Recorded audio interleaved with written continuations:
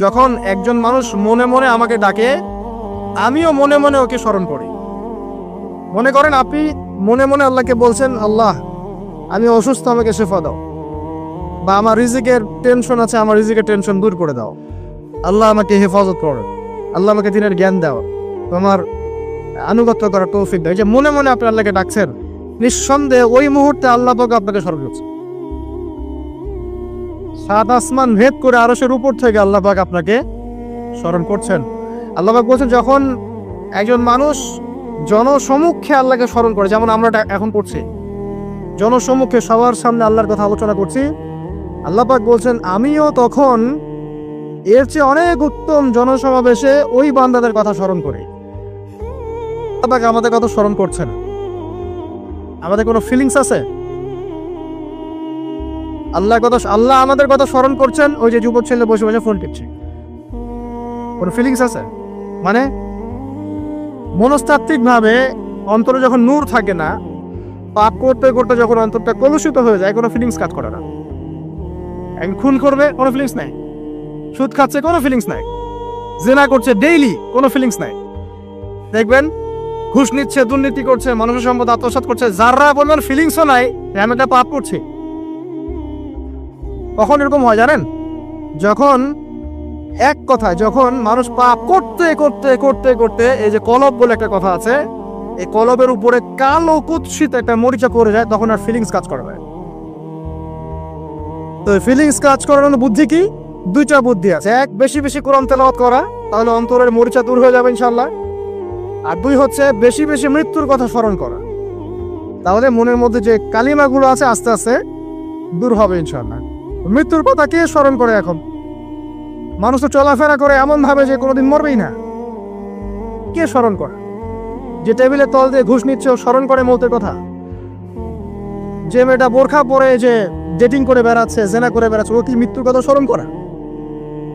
যে ছেলেটা এখনকার যুব সমাজের বেশিরভাগই মাদকের সাথে সম্পৃক্ত, গার্লফ্রেন্ড বয়ফ্রেন্ড অ্যাফেয়ার্সে আছে, হ্যাঁ, টিকটক প্রজন্ম, আড্ডাবাজি করে সময় কাটায়, গুন্ডামি করে, মাস্তানি করে, এর মধ্যে কোনো ফিকির আছে?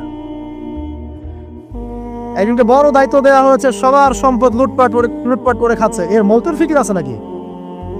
এর মধ্যে ফেরাউনি চেতনা এসেছে, আনা রব্বুকুমুল আলা, আমি মহান রব, আমি তোমাদের মহান রব। ওদের মধ্যে ওই চেতনা কাজ করছে যে সূরা মুমিনুনে যেটা বলা আছে, যে আমরা এখানেই জন্ম নেই, এখানেই মারা যায়, আমরা পুনরুত্থিত হব না।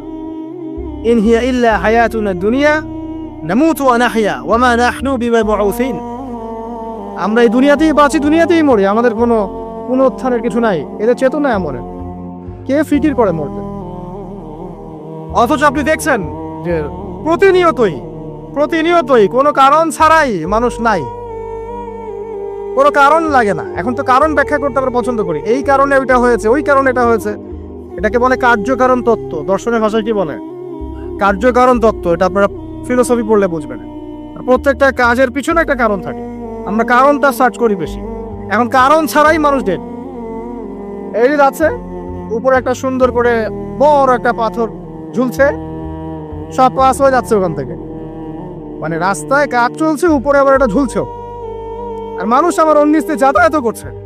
যারা রাখছে ওদের ইন্টেলেকচুয়াল অবস্থা চিন্তা করেন, আর যারা আমরা তল দিয়ে যাচ্ছি তারও অবস্থা চিন্তা করেন। বুদ্ধিভিত্তিক ভাবে আমরা কোন জায়গায় চিন্তা করেন? মানে মানুষ বিজি রোড দিয়ে যাচ্ছে, ওখানেই কাজ হচ্ছে, আবার যেখানে কাজ হচ্ছে দেখছি সেখানে আমরাও আবার তল দিয়ে যাচ্ছি। সবাই পাস হয়ে গেল, যাদের তাকদিরে লেখা ছিল মৌত, একদম মুহূর্তের মধ্যে শেষ। কি কারণ ব্যাখ্যা করবে? কোনো সায়েন্স দিয়ে ব্যাখ্যা করতে পারবেন? পারবেন না। ওই ময়মনসিংহে ওই যে মহিলারা যাচ্ছে, ট্রাক মেরে দিয়ে চলে গেল, মহিলার পেট থেকে বাচ্চা পেট ফেটে বাচ্চা বের হয়ে গেল, বাচ্চা জীবিত, মা ডেড। সায়েন্স দিয়ে ব্যাখ্যা করতে পারবেন? এটাই তাকদির। একেই বলে তাকদির, যেটাকে সায়েন্স দিয়ে ব্যাখ্যা করা যায় না, বিজ্ঞান দিয়ে ব্যাখ্যা করা যায় না। এরকম ঘটনা কত ঘটছে অহরহ। দুজন বসে আছে, হাজবেন্ড ওয়াইফ, হাজবেন্ডের যাওয়ার কথা, হাজবেন্ড ওয়াইফের গাড়িতে বসছে, আর ওয়াইফ হাজবেন্ডের গাড়ি ড্রাইভ করছে। আর এই হাজবেন্ডের দুশ্মন যে ছিল, সে টার্গেট করেছিল যে ওই লোকটাকে গুলি করে মারবে রাস্তায়। যেহেতু ওয়াইফ হাজব্যান্ডের গাড়ি ড্রাইভ করছে, রাস্তায় ওয়াইফ ডেড, হাজব্যান্ড জীবিত, তাকদির। তো তাকদিরকে কি আপনি এই ভাগ্যটা কি আপনি সায়েন্স দিয়ে ব্যাখ্যা করতে পারবেন? সম্ভব?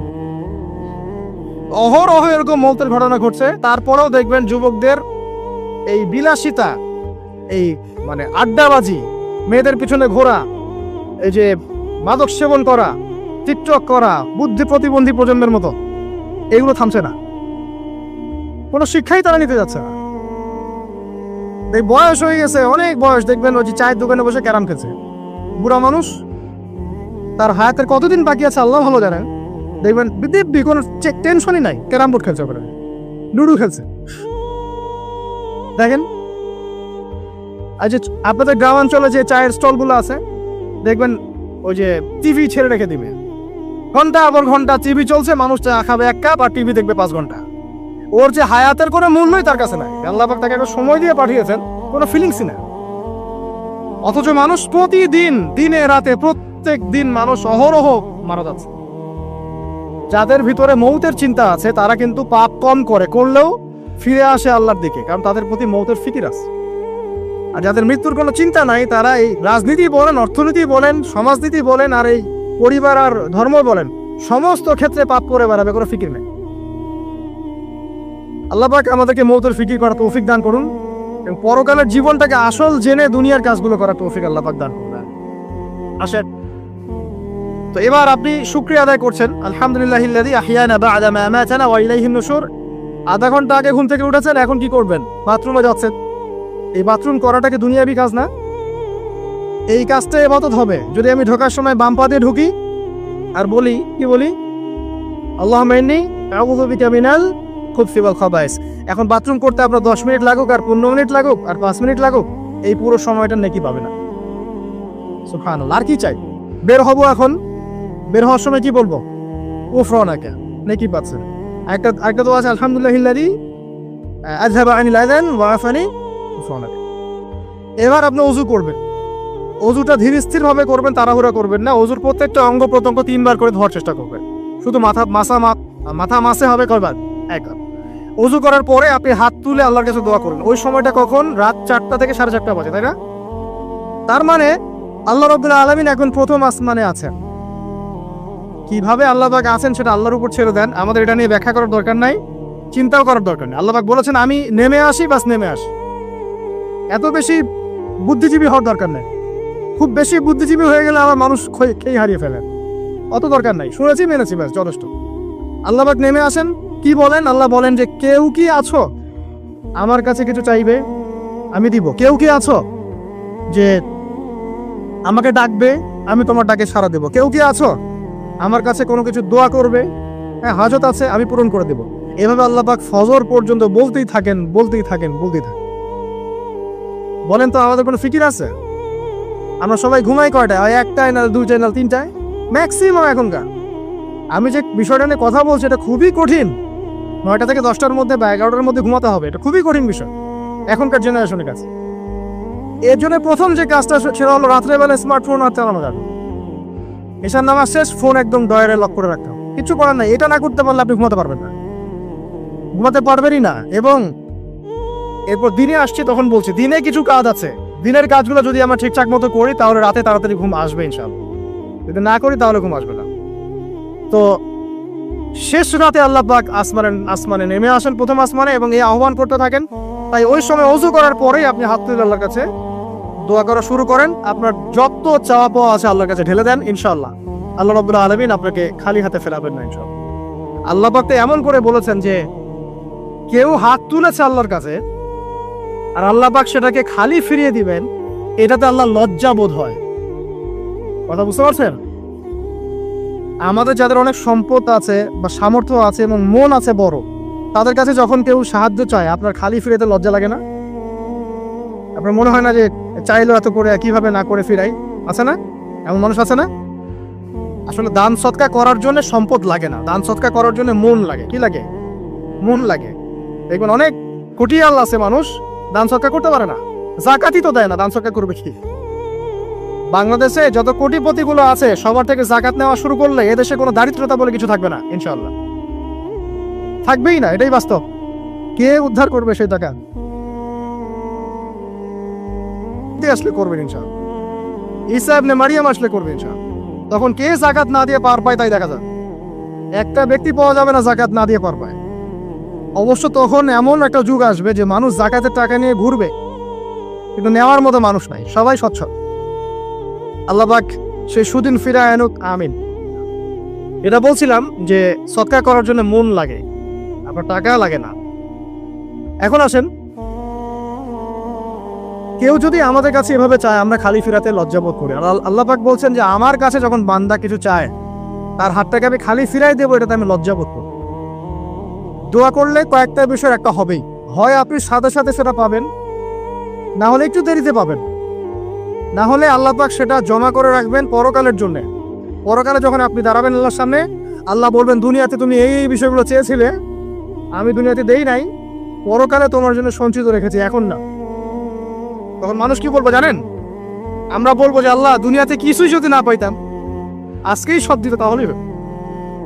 তো বেশি বেশি দোয়া করার অভ্যাস তৈরি করেন, বেশি বেশি দোয়া করেন। দোয়াই ইবাদত, আর দোয়া হল ইবাদত, দোয়াই ইবাদত। দোয়া করতে থাকেন, ইনশাআল্লাহ দেখবেন আল্লাহর সাথে আপনার সম্পর্ক গাঢ় হবে। যার সাথে আল্লাহর সম্পর্ক যত বেশি গাঢ় হবে, ইনশাআল্লাহ সে তত বেশি পরকালের বাসিন্দা হবে, দুনিয়ার বাসিন্দা কম হবে।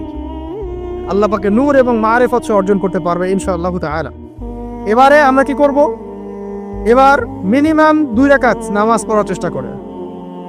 রাতের সালাত 2 রাকাত করে আপনি 2, 4, 6, 8, 10, 12, 20 পড়তেই থাকতে পারেন, কোনো সমস্যা নেই। কিন্তু মিনিমাম 2 রাকাত নামাজ তাহাজ্জুদ আপনি পড়ার চেষ্টা করেন। পড়া যাবে না? আর নামাজটাকে তাড়াহুড়া করবেন না, কাইন্ডলি আল্লাহর ওয়াস্তে তাড়াহুড়া করবেন। রিল্যাক্সে কেরাত করেন, রুকুতে সময় দেন, সেজদায় সময় দেন, 2 সেজদার মাঝখানে সময় দেন, শেষ বৈঠকে দোয়াগুলো করেন, তারপর ধীর স্থিরভাবে সালাম ফিরান, হাত তুলে দোয়া করেন, সময় দেন। কারণ আমি কি বলছি, সূরা জারিয়াতে 56 নম্বর আয়াতে আল্লাহ পাক বলেছেন দুনিয়াতে পাঠিয়েছি শুধু আল্লাহর ইবাদত করার জন্য। তো যে কারণে এসেছি এটাতে এত তাড়া কিসের? অনেক মসজিদে নামাজ পড়লে মনে হয় ইমাম সাহেবকে বলি যে আপনার কি পেশাব পায়খানার চাপ নিয়ে নামাজ পড়ান? এমন অনেক মসজিদে নামাজ পড়েছি, মনে হয় ইমাম সাহেবকে ডেকে একটু কানে কানে বলি যে ভাই আপনার কি পেশাব পায়খানার চাপ আছে? আর 4 রাকাত নামাজ 3 মিনিটে শেষ, 4 রাকাত নামাজ 4 মিনিটে শেষ। এত তাড়াহুড়ার কি আছে? হ্যাঁ, জামাতে নামাজ সংক্ষিপ্ত করতো, তাই বলে কি এত সংক্ষিপ্ত নাকি? রুকু করার টাইম পাওয়া যায় না, সেজদা করার টাইম পাওয়া যায় না? নামাজে ধীর স্থিরতা এবং খুশুটা খুব ইম্পর্টেন্ট। নামাজে কোথায় হাত বাঁধলেন এটা নিয়ে তর্ক না করে, নামাজের একাগ্রতা মনোযোগ কতটুকু আসছে এটা নিয়ে তর্ক করেন। ভিতরের রুহটাই আসল, আধ্যাত্মিকতাটাই আসল। হ্যাঁ, একজন ভাই হাত বেঁধেছে মনে করেন এখানে, কেউ বেঁধেছে এখানে, এটা নিয়ে ঝগড়া করেন। দেখেন নামাজে কতটুকু ফোকাস, মনোযোগ কতটুকু থাকছে, কতটুকু নামাজে আপনি দোয়া করতে শিখছেন, সেজদায় আল্লাহকে পাইতে শিখছেন। নামাজ পড়ে কি ফিল হচ্ছে যে আমি আল্লাহর সাথে কথা বলছি, আল্লাহ আমার কথা শুনছেন? আমরা তো মেকানিক্যাল নামাজ অভ্যস্ত এখন, মানে দুনিয়ার কাজের চাপ এত বেশি, জাস্ট মসজিদে যাবো, ঢুকবো, বেরো, চলে আসবো, হাজিরা দিতে আসছি মনে হয়, সিগনেচার করবো, চলে যাবো, ভাবতে এমন। এত তারা কিসের ভাই? ওমা খালাকতুল জিন্না ওয়াল ইনসা ইল্লা লিয়াবুদুন, শুধু ইবাদত করার জন্যই সৃষ্টি করেছে তোমাদেরকে। তো মসজিদে তো তাড়াহুড়া কেন? রিল্যাক্স থাকেন, মসজিদে রিল্যাক্সে নামাজ পড়েন, সময় নেন। ফজরের নামাজ পড়ার আগে আপনি বাসার থেকে 2 রাকাত সুন্নত পড়ে আসতে পারেন, এটা আরেকটা ভালো আমল। কারণ নবী সাল্লাল্লাহু আলাইহি ওয়াসাল্লাম সুন্নত নামাজগুলো কি করতেন? বাসায় করতেন। এতে বাসার মধ্যে বরকত হবে, শয়তান দূর হয়ে যাবেন সব। এই যে তাহাজ্জুদ আপনি 2, 4, 8, 10 যত পারেন পড়েন, মিনিমাম 2 রাকাত পড়েন, ধীর স্থিরভাবে পড়েন। নামাজ শেষ করে আবার আল্লাহর কাছে দোয়া করেন, দেখবেন যে ইনশাআল্লাহ আপনার দোয়া কবুল হবে। আর দোয়া যে কবুল হয় এটা আপনি নিজেই বুঝতে পারবেন, নিজেই বুঝবেন, কারো কাছে যাওয়া লাগবে না। এবার ফজরের সালাতের সময় হয়ে গেল, আজান হচ্ছে, আজানের জবাব দিব, দিয়ে ব্যাস হেঁটে হেঁটে মসজিদ, প্রত্যেক পদক্ষেপ হেঁটে যাব আর দোয়া করব। কি দোয়া করব? যে আল্লাহ আমাকে নূর দান করুন। কি দান করুন? আল্লাহুম্মা ইজআল ফি কলবি নূরা ওয়া ফি লিসানি নূরা ওয়া ফি সামঈ নূরা ওয়া ফি বাসারি নূরা ওয়া আন ইয়ামিনি নূরান ওয়া আন শিমালি নূরান ওয়া মিন ফাওকি নূরা ওয়া মিন তাহতি নূরা আল্লাহুম্মা ইজআল ফি নাফসি নূরা। মানে এর অর্থ হচ্ছে আল্লাহ আপনি আমার ডানে বামে সামনে পিছনে শরীরে আত্মায় দেহে সবখানে আল্লাহ আপনার নূর দান করুন। নূর কেন? কারণ দুনিয়ার মধ্যে অনেক অন্ধকার, অন্ধকার না? সব জাহিলিয়াতের অন্ধকার। এখানে পথ চলতে হলে নূর লাগবে, আলো লাগবে। এটা কে দিবে? আল্লাহ দিবে। কবর বড় অন্ধকার, ওখানে থাকতে হলে ভালোভাবে কি লাগবে? আলো লাগবে। হাসরের মাঠ অন্ধকার, ওখানে ভালোভাবে থাকতে হলে কি লাগবে? আলো লাগবে। এই জন্য নামাজে যাওয়ার সময়, অন্ধকার সময় এই দোয়াগুলো করতে হয়। আর তার আগে একটা কথা বলতে ভুলে গেছি, বাসা থেকে যে বের হচ্ছেন তখন কি পড়বেন? কি পড়বেন? বিসমিল্লাহি তাওয়াক্কালতু আলাল্লাহ ওয়ালা হাওলা ওয়ালা কুওয়াতা ইল্লা বিল্লাহ। এটা পড়ে বের হলে শয়তান দূরে চলে যাবে, ফেরেশতা আপনার কাছে চলে আসবে। এবার নামাজে আসলাম, জামাতের সাথে নামাজ পড়বেন, ফজরের নামাজ, এবং ফজরের সালাতের কিরাতটা লম্বা করার চেষ্টা করুন। এটা সুন্নাত, ফজরের সালাতের কিরাত লম্বা করা সুন্নাত। এবং নামাজ শেষ হওয়ার সাথে সাথেই উঠেও চলে যাবেন না। নামাজ শেষ, এবার আপনি ওখানে বসে থাকবেন, বসে বসে জিকির আজগারগুলো করবেন। কি কি জিকির করবেন আমি কয়েকটা আপনাদেরকে শিখিয়ে দিচ্ছি, বাকিগুলো আপনারা কিতাব থেকে শিখে নেবেন। সালাম ফিরানো শেষ, প্রথমে একবার আল্লাহু আকবার, তারপর 3 বার আস্তাগফিরুল্লাহ আস্তাগফিরুল্লাহ আস্তাগফিরুল্লাহ। এরপরে পড়বেন আল্লাহুম্মা আনতাস সালাম ওয়া মিনকাস সালাম তাবারাকতা ইয়া যাল জালালি ওয়াল ইকরাম পড়বেন। তারপর আল্লাহুম্মা আইন্নি আলা যিকরিক ওয়া শুকরিকা ওয়া হুসনি ইবাদাতিক। এরপরে পড়তে পারেন আয়াতুল কুরসি, যেটা একটু আগে বলেছি, তাসবিহাত সুবহানাল্লাহ আলহামদুলিল্লাহ আল্লাহু আকবার 33 পরে কালিমা শাহাদা, অথবা 10-10-10ও পড়ার দলিল আছে। এরপরে পড়বেন সুবহানাল্লাহি ওয়া বিহামদিহি আদাদা খালকিহি ওয়া রিদা নাফসিহি ওয়া জিনাতা আরশিহি ওয়া মিদাদা কালিমাতিহি 3 বার, এটা 3 বার। তারপর 3 কুল 3 বার করে, সূরা ইখলাস 3 বার, ফালাক 3 বার, নাস 3 বার, সূরা হাশরের শেষ 3 আয়াত একবার।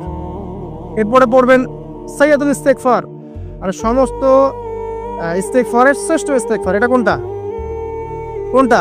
আল্লাহুম্মা আনতা রাব্বি লা ইলাহা ইল্লা আনতা খালাকতানি আনা আবদুক ওয়া আনা আলা আহদিক ওয়া ওয়া'দিক মাসতাতা'তু আউযু বিকা মিন শাররি মা সানাত আবুউ লাকা বিনি'মাতিকা আলাইয়া ওয়া আবুউ বিযানবি ফাগফিরলি ফাইন্নাহু লা ইয়াগফিরু যুনুবা ইল্লা আনতা। এটা যে পড়বে সকালে পড়ে যদি রাতের মধ্যে মারা যায় জান্নাত ইনশাআল্লাহ, আবার সন্ধ্যায় পড়ে যদি সকালের আগে মারা যায় জান্নাত ইনশাআল্লাহ। এত বড় অস্ত্র, এত বড় একটা সুযোগ। এরপরে পড়বেন আমার পছন্দের কয়েকটা, আউযু বিকালিমাতিল্লাহি তাম্মাতি মিন শাররি মা খালাক 3 বার। এটা যদি আপনি পড়েন, আপনি দৃশ্য অদৃশ্যের ক্ষতি থেকে বেঁচে থাকবেন ইনশাআল্লাহ। দুষ্ট জিন শয়তান আপনার কোনো ক্ষতি করতে পারবে না ইনশাআল্লাহ। আরেকটা খুবই শক্তিশালী দোয়া আছে, সেটা হলো বিসমিল্লাহিল্লাযী লা ইয়াদুররু মা ইসমিহি শাইউন ফিল আরদ ওয়ালা ফিস সামা ওয়া হুয়াস সামিউল আলিম 3 বার করে। এইটা যে পড়বে, এই যে জিন বলেন, ভূত বলেন, যে পেতনি বলেন, যেগুলো আমরা ভয় পাই, ঠিক আছে, চোখ লাগা বলেন, বদনজর বলেন, যা যা আছে, হিংসুকের হিংসা, কোনো কিছুই আপনার কোনো ক্ষতি করবে না ইনশাআল্লাহ। এবং ইনশাআল্লাহ আপনি হঠাৎ মৃত্যুবরণ থেকে বেঁচে থাকবেন ইনশাআল্লাহ, হঠাৎ মৃত্যুবরণ। এটা কিন্তু সবার জন্য নিয়ামত না, এটা সবার জন্য নিয়ামত না। তারপর আসেন, এরপর পড়বেন 10 বার লা ইলাহা ইল্লাল্লাহ ওয়াহদাহু লা শারীকা লাহু লাহুল মুলক ওয়া লাহুল হামদ ওয়া হুয়া আলা কুল্লি শাইইন কাদির। এটা 10 বার পড়লেও হবে। আর যদি 100 বার পড়তে পারেন তাহলে আপনার চেয়ে বেশি নেকি কেউই অর্জন করতে পারবে না। যদি 100 বার এই দোয়াটা কেউ পড়ে সারা দিনে, লা ইলাহা ইল্লাল্লাহ ওয়াহদাহু লা শারীকা লাহু লাহুল মুলক ওয়া লাহুল হামদ ওয়া হুয়া আলা কুল্লি শাইইন কাদির, ওই দিন শয়তান তার কাছে আসবে না। 100 গুনাহ আমলনামা থেকে কেটে দেওয়া হবে, 100 নেকি লিখে দেওয়া হবে, এবং আল্লাহর কাছে দিন শেষে একটা তালিকা পেশ করা হয়, আজকের দিনে কে কি আমল করেছে, এই তালিকায় তার নাম দেখবেন সবার আগে আছে। ওই ব্যক্তির নামও থাকতে পারে যে 100 বারের চেয়ে বেশি পড়েছে, তখন তার নাম আগে চলে যাবে, এর নামটা পরে চলে আসবে। কথা বুঝতে পারছেন? মিনিমাম 100 বার পড়তে পারলে খুব ভালো হয়। যদি না পড়েন কমপক্ষে কয়বার? 10 বার।